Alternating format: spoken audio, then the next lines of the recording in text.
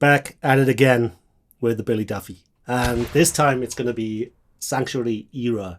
We went it backwards. We did Electric, and then we went backwards and we did Love. Why did we go backwards? It's because of this pedal. And also, here are his actual settings for the BF2 flanger. So I went through his gear. He also used a 2 or a 3 amp combo, as well as, things like 12-string acoustics, things like that. So what did he use? He used his really early JCM 800, and it has more in common with the Plexi than the regular JCM 800 I just played through. I only played through 1 amp. I'm not going to get it because I don't have the secret sauce. The secret sauce is the Roland JC120.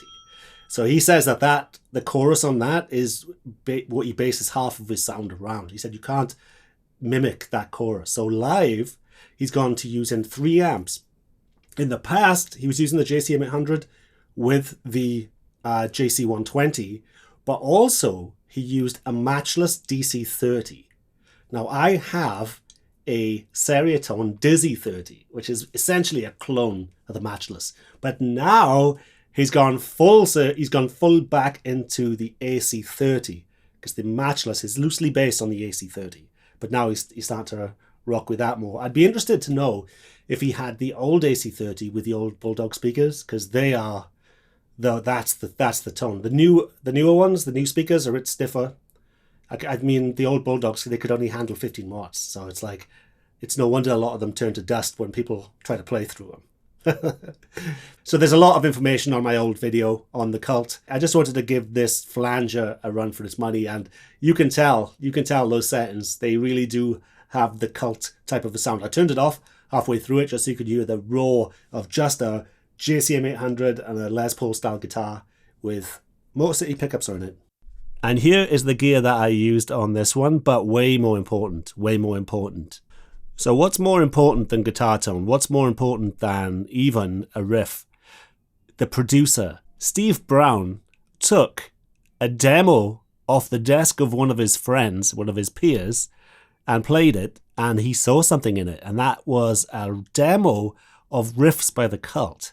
So I think it's a better story if I let him tell it, so check this out. And it preaches something that I go on about all the time: pre-production. And this is a treat. I'm going to try and clean up the audio. It's a bit sketchy, but it's well worth a watch. I got involved in the British pop scene, which was good because I learned quite a lot from it. But I wanted to go back to doing bands again, and that's how the Cult and I kind of came together. There's a story about a demo tape that went missing from someone's desk. Yes. Yeah. I was being managed by John Giddings, who also managed Steve Lillywhite. Isle of Wight Festival, of course. Yes, from the Isle of Wight Festival. But Steve Lillywhite, coincidentally, again, is a school friend of mine, and we ended up in the same agency, as you do. And something came in for him. It wasn't addressed to him, it just said Steve on the cassette thing. So I picked it up and just put it in my pocket and took it off. And that was the demo for She Sells Sanctuary, which I then chopped together and rearranged as such, and then took it into their rehearsal room and just said, "Do you want to check this out? Who are you? I'm Steve Brown. Check this out." And that's how it all. And this is with the Cult rehearsal room. Yeah. What was it like when you first met them? I mean, the interesting characters. Well, no, I don't think they've really changed a lot. I think you'd be the same reaction. Is that Billy was kind of, who the fuck's this guy? And Ian was, hey, did you produce Wham and George Michael? He was all really interested in the whole thing. So I don't think that would ever change. I think that's the two characters come. But I took a ghetto blaster in, and I said, this, do you guys want to be on top of the pops? Knowing what you know about me, do you want to be on top of the pops? And it was kind of, right. And I said, well, this is what we should do. And I hit the button, and Billy said, that's one of our fucking songs. And I went, yeah, no, it's your song, absolutely your song. I just chopped it around a bit, and this is what we should do on it. And they went, okay, let's give it a shot. And then I came to this building and had the meeting with the boss here. Would we recognise that demo now if we heard it? Yeah. From the guitar point of view, definitely. It was what it was. It wasn't the actual demo of the Love album that I got my hands on. It was ideas, guitar ideas and riffs. and it was on the B-side of a C90, which I bothered to actually play. And there it was. And the riff was to "Old man, take a look at my life. I'm alive." That's the melody that I deemed from that, and I thought that's a real hook. And I thought, well, that's worth pursuing. So. When you get things like this, can you tell pretty quickly this is good? This has got something. Yeah, I think it's instantaneous. I hate to say it, lyricist, but way before lyrics with me, it's the musical value of the whole thing. The vocal melody, yes, but I tend to get to lyrics about 10 plays in. I go, well, I suppose I better see what the song's about.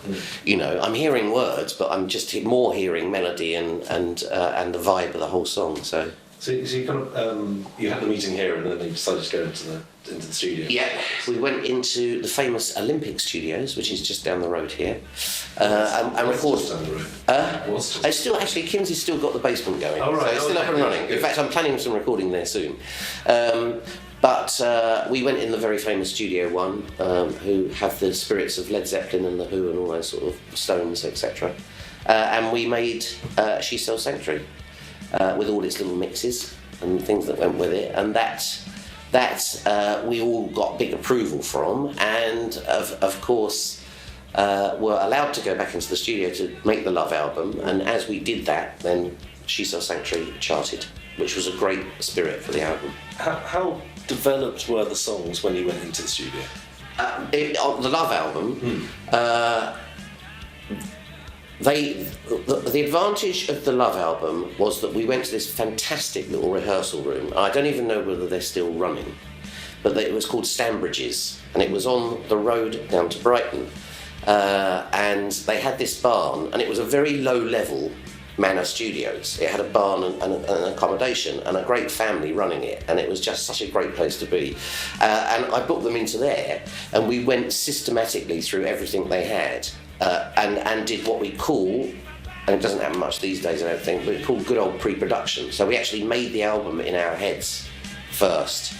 So in terms of, I cannot honestly tell you, some songs were at a great stage and some songs weren't at such a great stage, but we had to come away with 14 songs or something like that, and that's what we went in to do, and that's good old-fashioned pre-production, which I wish I had the luxury of nowadays. But and it had been successful in the charts, and they'd been on top of the pops. So I knew I had to come up with the rest of it, you know, whether they did or not. I'd been there before, definitely, all the way through the 70s and into the 80s. So we had to follow up with the whole thing. And that bit then becomes the Rain story, because Rain didn't even go to pre-production, really.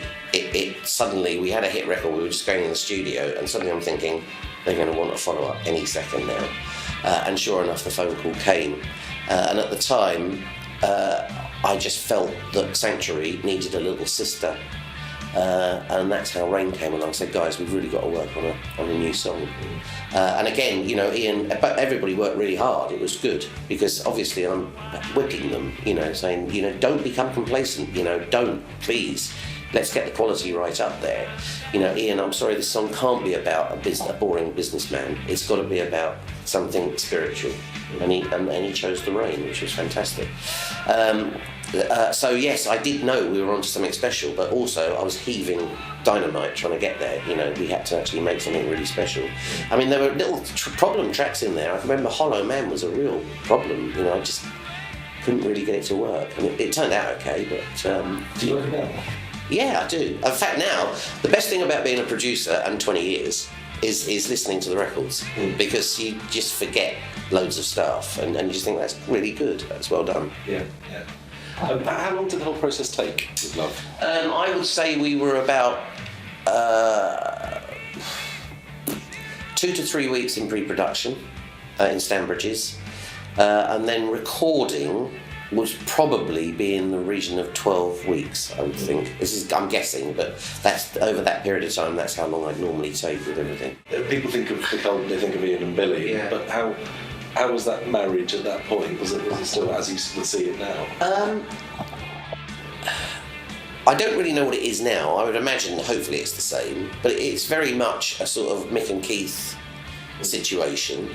They are two different people who have come together to create one whole thing. So if they know this more than anybody, if they went off and did solo stuff, same old story. They definitely complemented each other very well. It was very easy to sort of work with. And it felt like Jamie was kind of the glue. He's forgive me, Jamie, but he's just like the spiritual. He's got a wise old man thing about him. You know, he's a lovely young man, but he's got a very spiritual head and very intelligent. And unless, I mean, you know, it's the. He's the sort of donkey in the field, if you like, and that's what you do when you've got two powerful stallions in a field.